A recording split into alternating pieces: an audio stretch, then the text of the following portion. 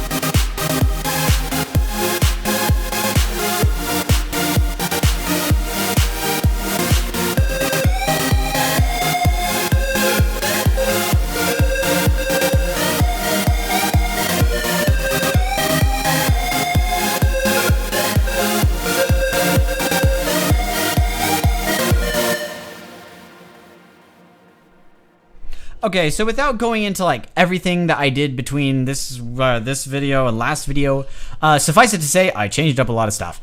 And also, additionally, I do want to point out that if you listen there and you notice there was no effects, but it did kind of sound like it was still like almost a regular song.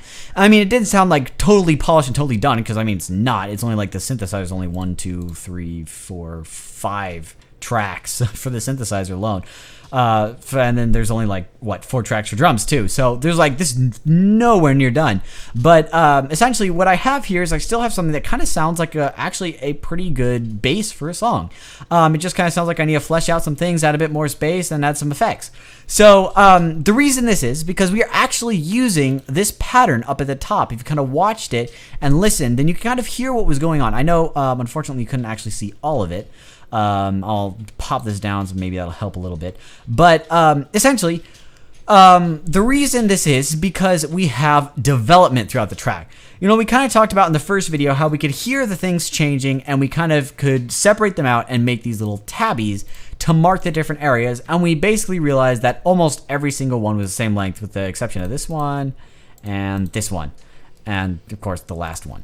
But otherwise, they're all the exact same length. So how does it change as a song then? If all our sections are exactly the same length, how does it not just sound like a whole bunch of loops? Well, the whole idea is if you read the text, you kind of get some insight into it. So we have the chill break, which is, you kind of heard it. So what we had there is we just have this really nice, slow sort of chord progression. Oops, that's not it. This.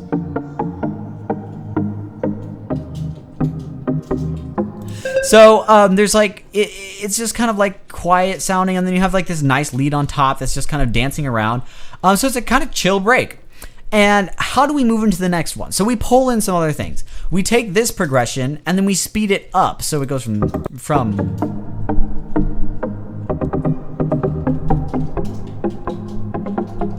so it speeds up instead of being the nice slow. And then additionally, we get a clap and we add it to the mix.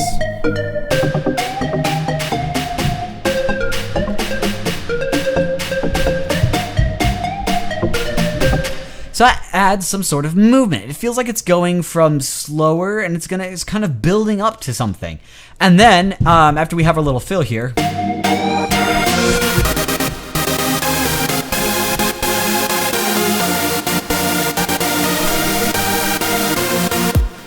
we just have like this crazy big thing.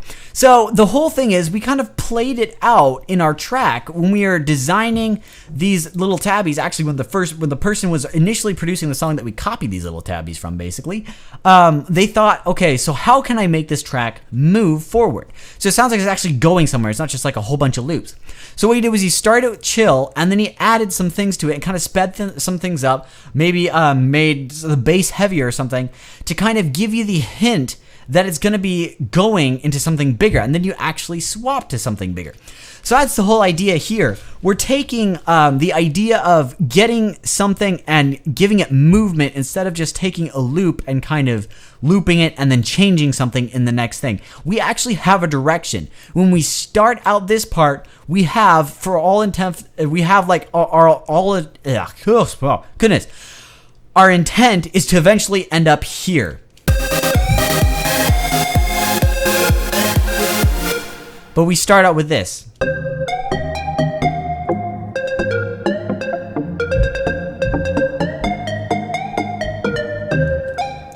That is the most important thing to keep in mind when you are trying to make a song transition well. If you have it laid out structurally correct, and you have it so when you're taking things out and adding things, it makes sense. You don't actually have to worry so much about effects to kind of to move the track along, because the track is already moving by itself. It's a rather difficult thing to really implement well into your tracks at first, but once you get it down, it makes a lot more sense. And you're like, when a track doesn't do that, you're like, oh, this track feels like it's just kind of there, and it just kind of goes, and it doesn't feel like it's changing or developing or progressing. It just kind of feels like it's going down an infinitely long road that's never going to end. So that's a whole deal here, which you have to kind of keep in mind by way of the structure and how important it is to transitions. So I am going to touch on, just because my other video is kind of out of the way and you have to kind of dig through my YouTube account to find a video on transitions. I'm going to show you guys some basic transitions. My favorite tool to use when it comes to transitions and stuff is the reverse tool, and I'll show you why in a second. Let's see if I can find a nice crash here. Sweet, that'll work. So when you get a crash, you could actually reverse it, and then it'll sound like a nice build, and then you just drown it in reverb, obviously. So the way we're gonna do this is we're gonna click on the region, and then it'll be on track typically. So I'll show you this again. Click on the region, it pops up with this. Click File, and then you go to Functions and Reverse. So now it changes this sound entirely. So instead of an impact, it sounds like a build.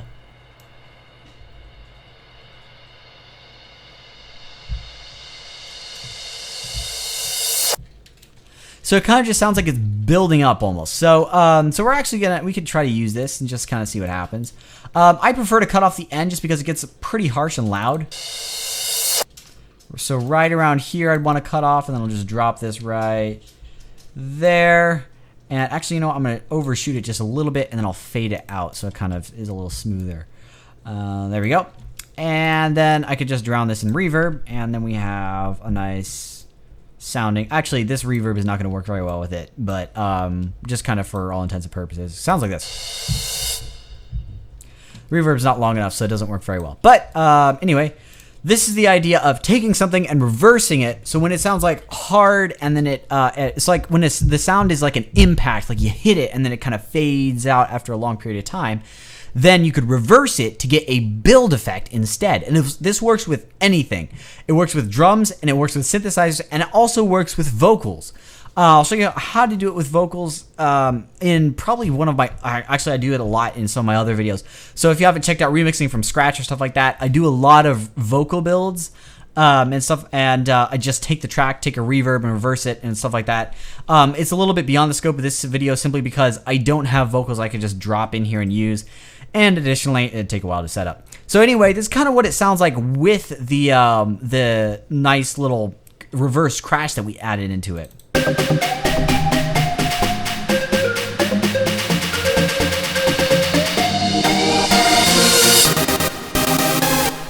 So that actually sounds terrible if you couldn't tell yourself. So what we'd probably do here is I'd actually take this, drop it into stereo. So I do sample delay, mono to stereo, and then I kind of separate the sides a little bit so it sounds like this.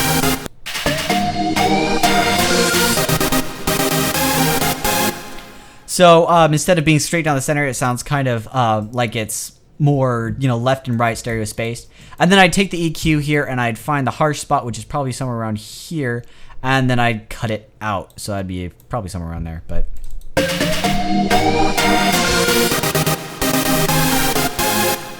And then last but not least, I would drop on a crazy big reverb. I'm actually going to show you in this case, this is a great opportunity to show you how I made my trance reverb that I use so often, like this little trance preset. So I'm just going to start it at the default one so that you kind of know what I'm doing. But essentially what I got here was the most important part is to turn up the length to like 1 billion seconds. Not exactly, but yeah, just turn it, guess what, we'll try 11 seconds, something that's really long.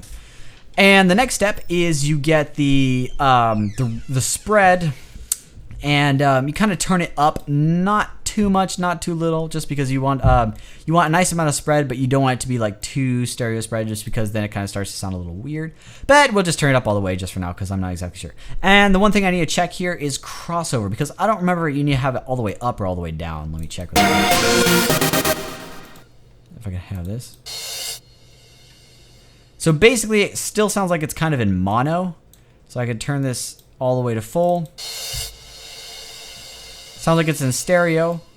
And then if I drop it to there, sounds like it's in mono. So this crossover here is basically at what point is it in stereo. So sometimes you might want your low end in mono and your high end in stereo or something like that. I don't know. Okay, no, actually this would be low end in stereo and high end in mono. I don't know why you'd want that actually. There might be a reason, but I'm just going to set the crossover all the way at the top, so all this is in stereo, and we get this nice. And then the question is, how do we get it to be nice and kind of a little bit harsh, and then so it doesn't do that kind of weird fade in thingy. The way we do this is we take the density envelope, which is very important, and we're going to turn the initial level all the way up. So there's actually two ways you could do this. You could turn the initial level all the way down and then just slide this over so that it starts at the full anyway, or you could just have this anywhere on the freaking thing and then pull that up. But essentially what this does is it makes it so it is at full, you have a lot of reverb for the entire thing. It doesn't just fade into like a lot of reverb. I'll show you what this kind of sounds like, but you go like this.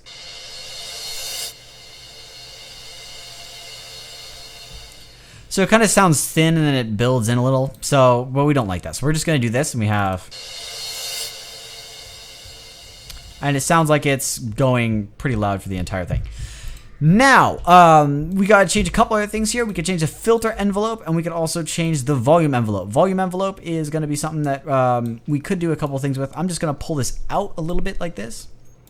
And then go like that, so I have a nice curve that I could deal with, and then pull this back in just so I could kind of see it. So now the question is this how we want it to sound? Because this tail here, I designed the tail on my other one to be exactly how I wanted it for a lot of things, but this kind of how does it fade out? This one's gonna last very solid for a long time, and then it'll fade out rather quickly.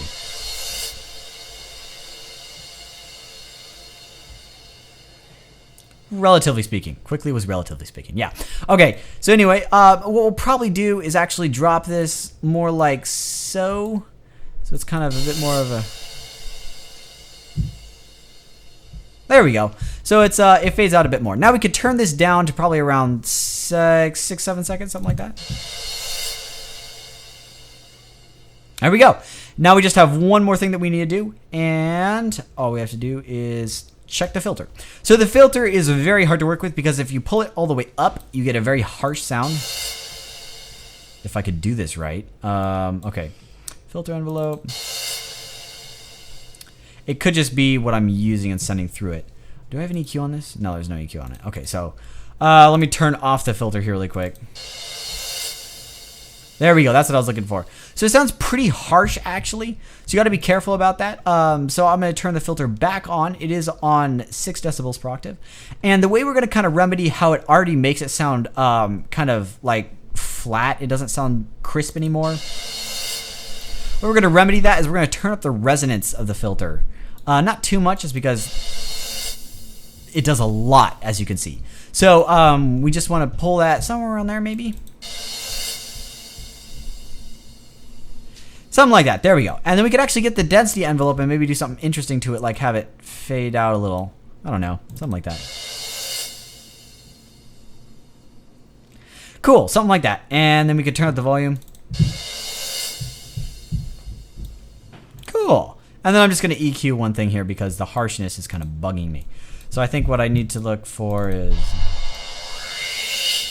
right there. And then I'll kind of... Okay. Pull those up a little.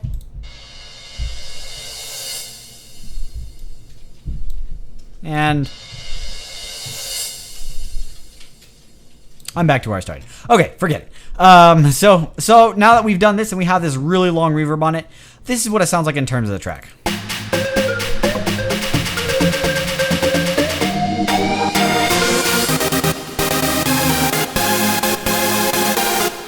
And the reverb doesn't sound like it's anywhere near loud enough. But that could just be because we messed with the density envelope.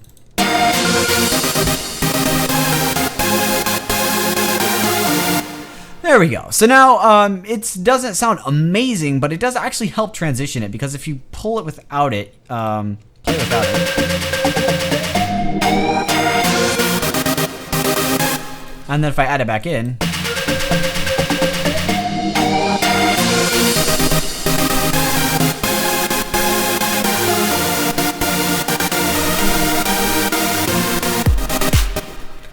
and then, so that's basically the whole reverse thing. My suggestion is, if you find something long and it's kind of really nice tail, try flipping it around, using it as a build. It's a really cool thing. I use it quite often. Although you could actually disguise the fact that you use it quite often by using a whole bunch of unique things. Like try synthesizers, try drums, try anything you could get a long tail from, even if it's just like a reverb tail.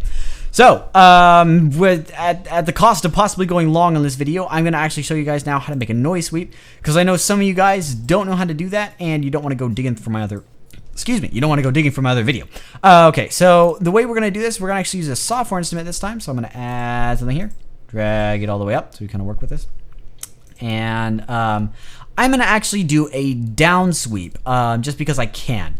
But you could do the exact same thing, but do the opposite direction to get a up sweep, which is probably what you hear more often. So I'm just going to add a really long note there, so we kind of just drop it actually the entire length. Okay, and then we could just go take ES2, close that up, and we're going to set this to tutorial settings, analog saw initialize, but I always do when I'm designing something. So if you haven't seen my videos on synth design, I suggest you check them out, just because I've covered a lot of stuff that I'm going to be doing here in those videos, and if you don't know much about synth design, you're going to get lost really fast here, because I'm going to try to plow through this pretty quick, so that for the sake of time, and I don't want to spend like an hour video on this, because some people don't like seeing an hour video and they don't even want to watch it because it's so long. So anyway, what we have here now that I just changed two things while I was talking here. I turned off this oscillator, swapped that over to there, three things actually, and turned this to noise oscillator. So now we have this nice sound. Ouch, my ears. Let me turn this down and leave that there. So we just have this noise going eternally. And then if you notice, we could turn on the cutoff and it just kind of goes down because it's already mapped here, and whoop-de-doo. So we're going to turn off this mapping, but instead of actually turning it off per se, we're going to swap this to the modulation wheel. We're going to be using the modulation wheel later, but suffice it to say, what it is basically something that you could use to change parameters. And I'll show you how to set it up and how to use it in just a moment. But so right now it's modulated by the way of the modulation wheel, which is by default at 0. So you hear nothing right now, and basically it's basically just going to open up like that. And a couple things before I get too started here. I'm going to turn this on fat, turn this on unison, and turn this on mono. So I have a whole bunch of voices, which allows it to be nice and stereo. We love stereo. Okay, so now the thing is, part of the characteristic is like, what do you want? So these types of filters can change the sound of it. So you could probably tell. So it's more windy, more kind of rough sounding. So I prefer to stick it somewhere in the middle or something like that. But if you change the resonance, it also changes the sound. It kind of depends what you want. So I'll turn up the resonance here, and you kind of listen to it. Turn down the resonance. up again.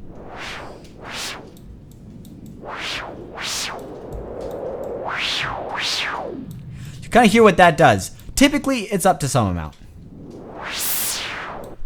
Probably about there. Sorry for the camels dancing upstairs. Okay, so okay, so there's a couple of things you could do here. You could just leave it as is and use the modulation wheel to open that up and close it. But I'm going to do something a little bit more exciting. I'm going to take this and I tried to do this before, but it didn't work. So I'm just going to kind of hope for the best here. I'm going to set this to a high pass and not a high pass, actually, a band pass, excuse me.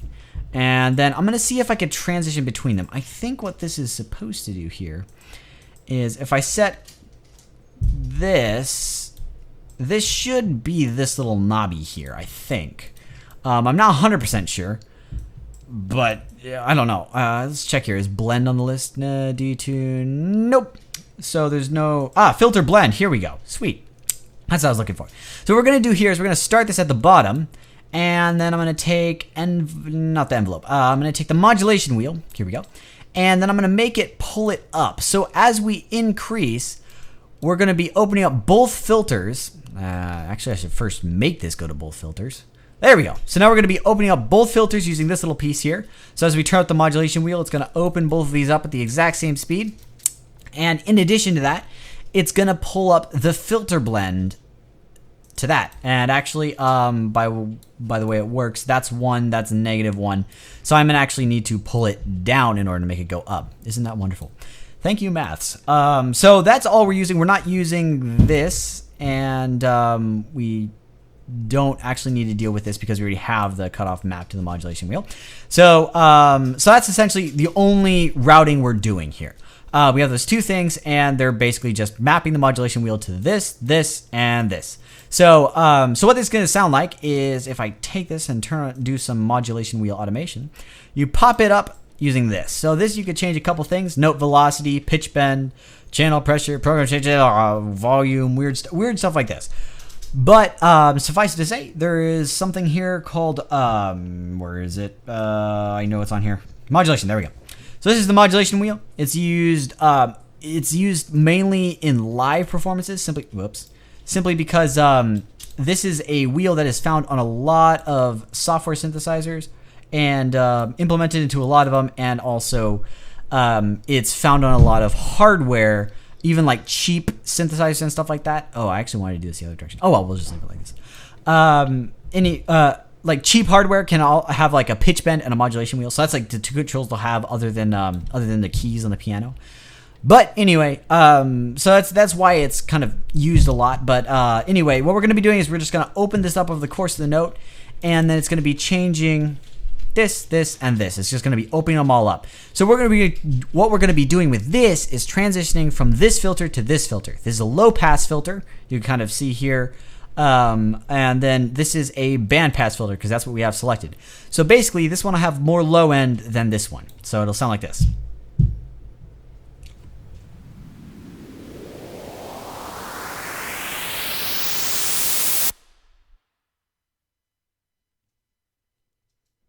Ow, darn it. My microphone didn't unmute correctly. Okay, so so what you heard there is actually if I bypass this little thing, then when it'll stay on the low pass filter instead of swapping over, and it sounds like this.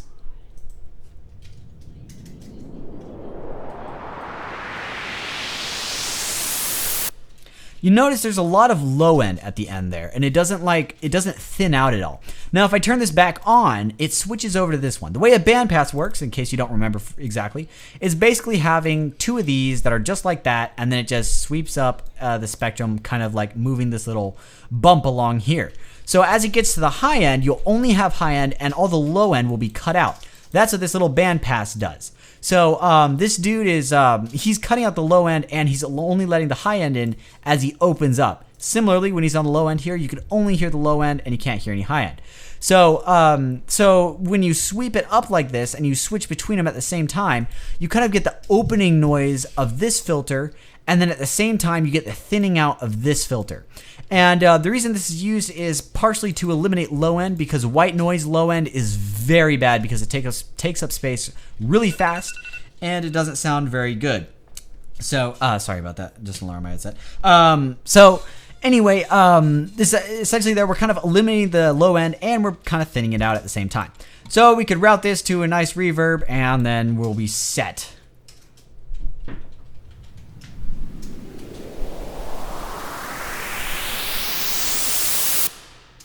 And that's basically what you would get for a for just a basic, noise sweep.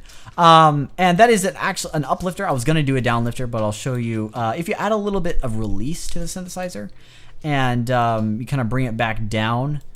Let's see if I could do this. Expand this out here, and I'm gonna actually bring it down not too much, but just some. There we go. And then add a lot of release on here. So when it fades out, it'll kind of go like this.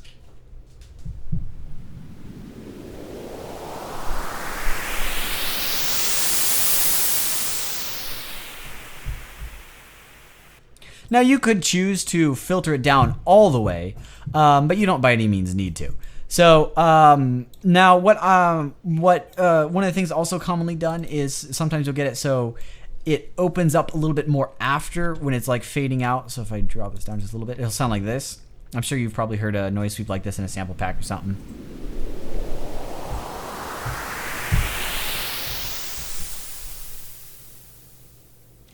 So it kind of fades out as it gets to that really, really high part. But anyway, that's just some variation you could add to it. In my case, I'm actually not going to worry about the release because I'm going to be doing a downlifter, which doesn't make any sense grammatically, but that's what they're called, kind of. They're also called impacts, but this is not an impact. This is a downlifter. So what I'm going to be doing is reversing the direction, so it goes like this.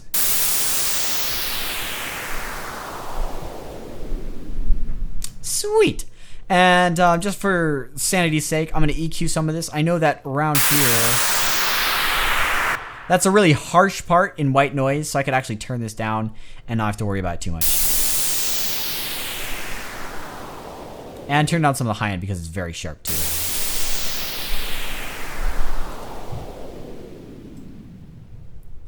Sweet. And then now, if you drown it in echo and reverb, actually, let me just drop open the reverb, and we're going to use the preset that I have because I don't want to rebuild the other one. But if you get a reverb and you drown it in reverb, then it sounds a lot more interesting.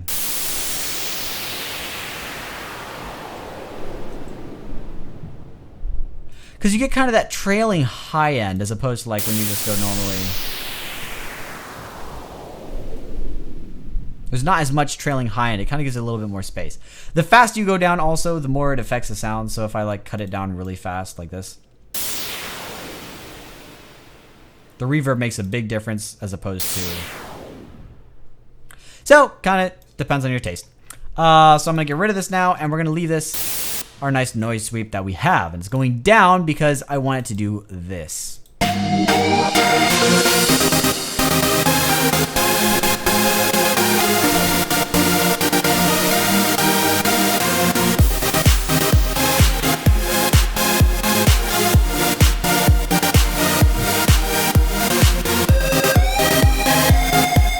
Now, what we could do actually is we could do this.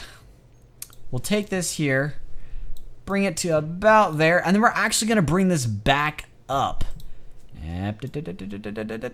So we want it to kind of go to there-ish.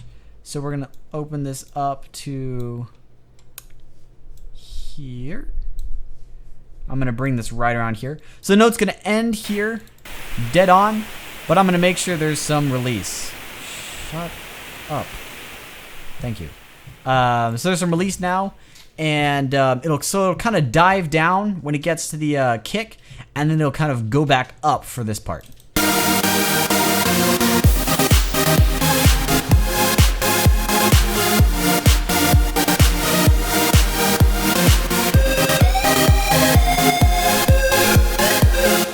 Now, because it was so quiet, you couldn't really hear it, but it was doing this.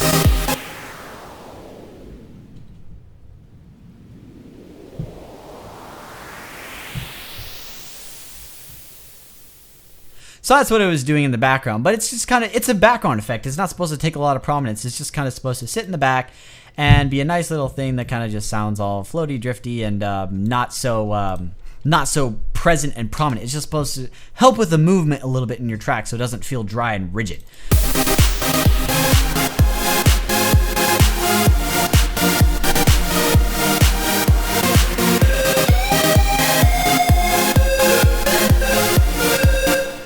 Yeah, part of the problem is I pulled this over too far. I could just actually put this right here, and it'd probably work better.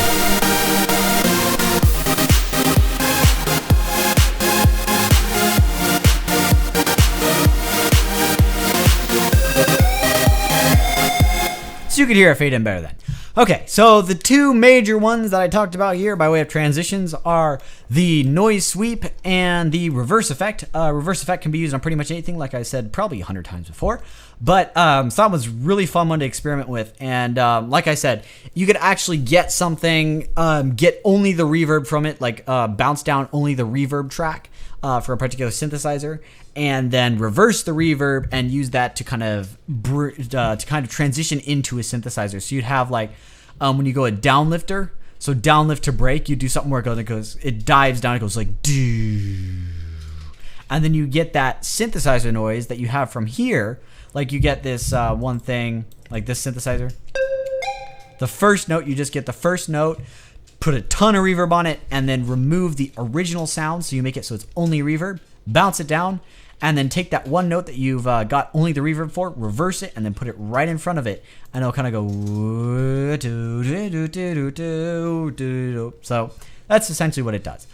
But like I said, it's all about your creative choice and what you want to do with it.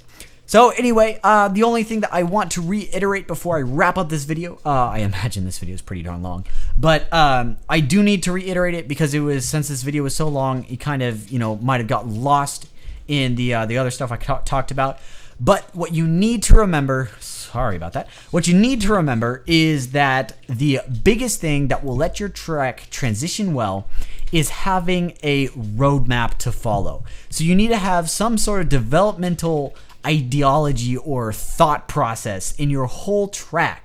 So you could actually take out all the effects, and I will be touching more on effects hopefully in this series, just kind of talking about dropping in effects, where you should add them, what you should do with them, and how you could really use them to touch up your track and add some nice stuff to it. But that's for later. Anyway, so but you should be able to take out all the effects, and your track should still function as a track. Like, it won't be as touched up and pristine, but it should still move. It shouldn't be like, the same thing repeating and just adding or removing something. It should feel like it's going somewhere. It should have a direction.